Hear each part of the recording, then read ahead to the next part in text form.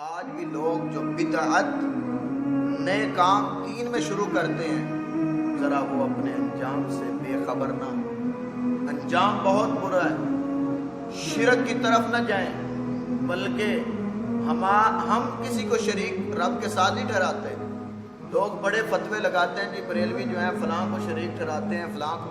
ہم نہیں ٹھہراتے، ہم تو کہتے ہیں اللہ ایک ہے، اس کے سوا کسی کی عبادت کا حکم نہیں۔ ہم کسی کی عبادت نہیں کرتے، ہم کسی کو رب نہیں مانتے، الہ نہیں مانتے۔ الہ ہمارا ایک ہی ہے، جس نے ہمیں پیدا کیا، جس نے ہمیں رزق عطا فرمایا، جس نے ہمیں دنیا میں جینے کا وقت دیا، اپنی عبادت کا حکم دیا۔ تو اب رب جس کو چاہے ہم پر ایک قائد بنا کر بھیج دے۔ ہمارے قائد ہیں محمد رسول اللہ صلی اللہ علیہ وسلم۔ تو اب ہمیں اللہ کے حبیب نے بھی یہی درس دیا ہے کہ شرک نہیں کرنا، بدعت نہیں کرنا۔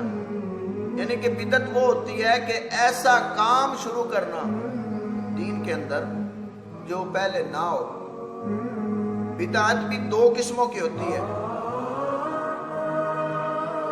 ایک بدعت وہ ہوتی ہے کہ جس کو آپ ایجاد کریں گے تو لوگ گمراہی کی طرف جائیں گے، تو وہ بدعت آپ کے لیے نقصان دہ ثابت ہوگی، آپ کا حشر برا ہوگا۔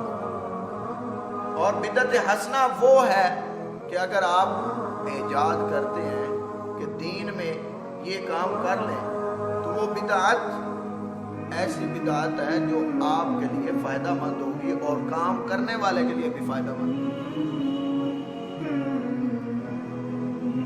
تو ایسی بدعت ایجاد نہ کریں جو آپ کے لیے نقصان ہے۔